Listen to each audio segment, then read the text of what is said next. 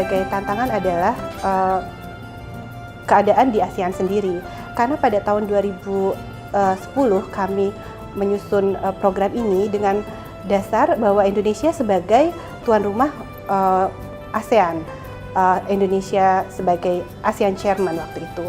Dan kami melihat pada saat itu akan ada momentum di mana teman-teman dari civil society ini bisa bergerak banyak dan bisa melakukan kontribusi yang cukup besar. Tetapi pada kenyataannya program ini baru kita mulai pada tahun 2012 dan Indonesia sudah bukan lagi ketua dari ASEAN. Dengan Kamboja dan pada tahun ini adalah Brunei sebagai ketua ASEAN, suatu tantangan yang cukup besar untuk teman-teman bisa bergerak atau memberikan suatu kontribusi yang cukup banyak di ASEAN atau bisa melakukan perubahan yang cukup baik di ASEAN. Kami cukup optimis dengan tahun 2014 di mana Myanmar akan menjadi tuan rumah karena akhir-akhir ini kita melihat suatu perubahan yang besar di Myanmar sendiri. Tantangan paling besar dalam partnership di Building Bridges for Better Spending in Southeast Asia ini adalah dua level, yaitu pada tingkat organisasi dan pada tingkat negara atau konteks. Pada tingkat organisasi terdapat perbedaan yang cukup tajam dari segi skill, dari segi pengalaman, dan dari segi resource atau sumber daya. Sementara dari segi negara atau konteks itu adalah masih adanya negara-negara yang belum terbuka di dalam memberikan kemudahan-kemudahan untuk melakukan riset. Contohnya seperti misalnya negara di Kamboja atau Vietnam itu sangat sulit untuk mengakses dokumen-dokumen yang diperlukan untuk menjalankan riset khususnya yang terkait dengan Public Expenditure Tracking atau PETS. In terms of the challenges we've experienced in implementing this program, one of the biggest challenges has been the gap in knowledge about the ASEAN human rights institutions. They're relatively new institutions, they don't have many resources to promote themselves, and so a lot of our work has been telling people, telling our partners about what these institutions are and what they're doing.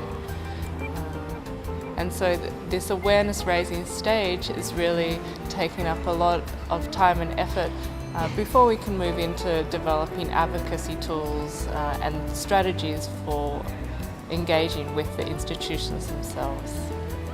Tantangannya saya pikir adalah pertama, isu disabilitas itu bukan isu yang cukup familiar ternyata di kalangan ASEAN gitu, karena kan ASEAN punya banyak isu gitu, jadi isu disabilitas itu cenderung terlupakan.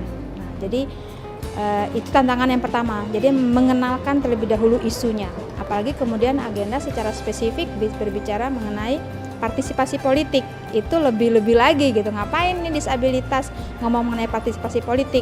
Jadi harus dikenalkan pula tidak hanya kepada banyak orang tapi juga kepada penyandang disabilitasnya sendiri, karena isu partisipasi politik itu bukan isu yang selama ini dikerjakan oleh teman-teman di kalangan ASEAN seperti itu. Jadi mengenalkan itu dulu. Dan mengapa isu partisipasi politik penting? Karena partisipasi politik itu bicara mengenai partisipasi penyandang disabilitas dalam proses pembuatan keputusan, termasuk diantaranya adalah dalam pemilu, untuk memilih orang yang dia percaya akan membawakan haknya atau menjadi kandidatnya sendiri untuk DPR misalnya, atau untuk berbagai posisi-posisi di pemerintahan. Itu tantangannya.